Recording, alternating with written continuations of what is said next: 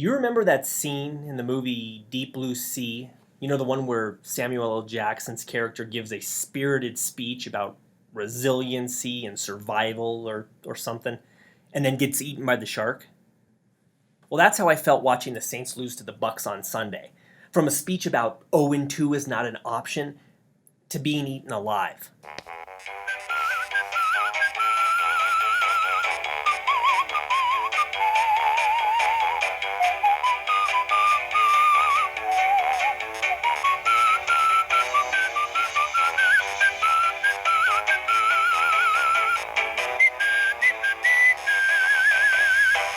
Like Paul Brown once said, when you win, say nothing. When you lose, say less.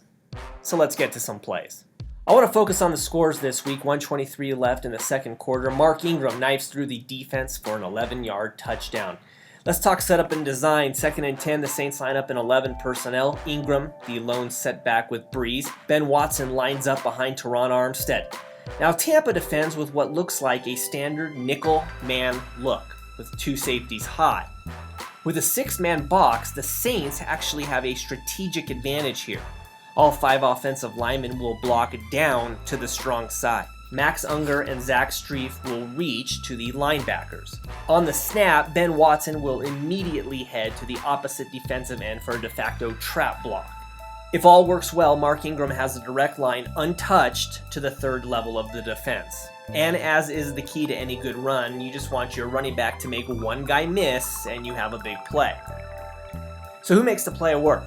Well, the offensive line does. They do their job perfectly. All 5 linemen eliminate their assignment and Ingram is sprung to the 2nd level. Ben Watson, the 6th offensive lineman in this play, cuts off to the defensive end.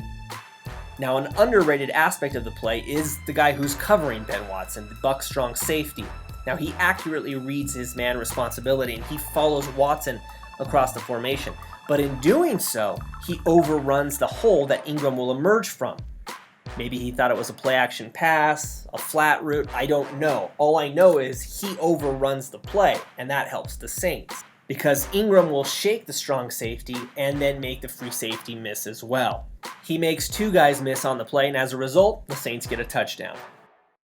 All right, next play, 7:14 left in the 4th quarter. Saints trying to rally, down 23-13. They get to the Bucs 16 and dial up a play to Willie Snead. Here's the setup. 2 tight ends on the field. They are to the left, 2 wide receivers to the right. To combat this, the Bucs bring 10 men to the line of scrimmage, and the chess game begins. Seeing this, Breeze checks the play. Kill, kill, kill, he says. Because the Saints have the look they want, they change the play to a pick play coupled with a wheel route. Brandon Cooks will set the screen, and like a Buffalo girl, Willie Snead goes around the outside. It's an accurate throw from Drew Brees and a Saints touchdown. Here's what makes the play work. Naturally, Brandon Cooks' pick. Now, I know the refs threw a flag on it, thought it was offensive pass interference, talked about it, and realized it wasn't.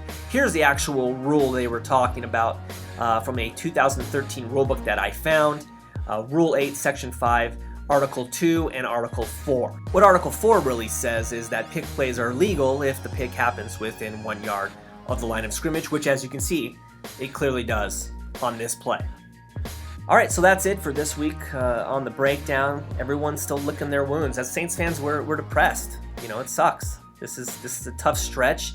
It's tough to see Drew Brees going through this. But hey, like I said before, I think this team's going to struggle this year, so be prepared for that.